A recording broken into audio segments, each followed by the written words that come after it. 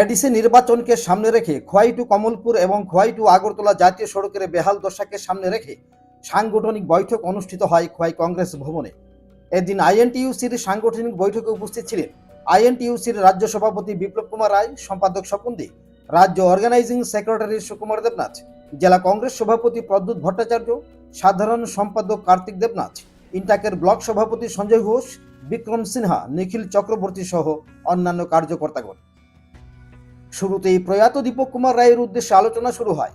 তারপর শ্রমিকদের স্বার্থ সংশ্লিষ্ট বিষয় নিয়ে ব্যাপকভাবে আলোচনা করা হয় এবং 2 বছর যাবৎ জাতীয় সড়কের দুরবস্থা, বেহাল দশা ওই সমস্ত বিষয় নিয়ে রাজ্য সরকারের কাছে আবেদন জানানো হয় যে অতি দ্রুততে যেন রাস্তার কাজ সম্পন্ন করা হয়।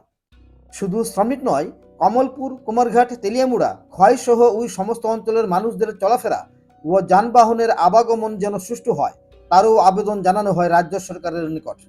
বর্তমান বিজেপি সরকারের আমলে দেশে এবং রাজ্যে অচলাবস্থা দাবি করে তারও সমালোচনা করা হয়। এই আলোচনা সবার মূল বিষয়বস্তু হল আগামী কিছুদিনের মধ্যে আমাদের এডিসি ইলেকশন, পাশাপাশি উপনির্বাচন আসছে, তার পরবর্তী পর্যায়ে আসছে আপনার বিধানসভা নির্বাচন। তো ওই জিনিসগুলিকে সামনে রেখে, কারণ কি সত্যি ঘটনা যেটা, শ্রমিকরা যদিও এগিয়ে আসতে চায়, শ্রমিকদেরকে আপনারা নিশ্চয় অবগত আছেন একটা পার্সেন্টেজ বাধা দিয়ে রাখে, কারণ শ্রমিকদের রুজি রুটির সঙ্গে সম্পর্ক।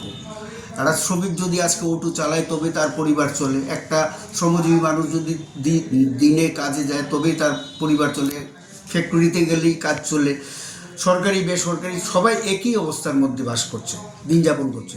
তো আরেকটা ব্যাপার হলো সবচেয়ে বড় সমস্যা যেটা, এই সমস্যাটা শুধু শ্রমজীবী মানুষের সমস্যা নয়, খোয়াই এলাকাবাসী সহ কমলপুর, খোয়াই, তেলিয়ামুড়া সবারই একটাই সমস্যা, যেটা হলো রাস্তা। NHIDSL এর আন্ডারে একটা রাস্তা আজকে 3 বছর যাবৎ এখনও সমুদ্রে পরিণত হয়ে আছে, যেটা খোয়াই নগরবাসী থেকে শুরু করে কমলপুর এলাকাবাসী সহ সমস্ত এই জুরিডিকশন মানুষদের একটা বিশাল সমস্যায় দাঁড়িয়েছে। তো আমি সরকারের কাছে আবেদন করব, আপনারা অতি দ্রুত কীভাবে এটাকে এই সমস্যার সমাধান করা যায় আপনারা সেই দিকে একটু নজর দেবেন। খোয়াই থেকে প্রদীপ ঘোষের রিপোর্ট, ত্রিপুরা পাইওনিয়ার।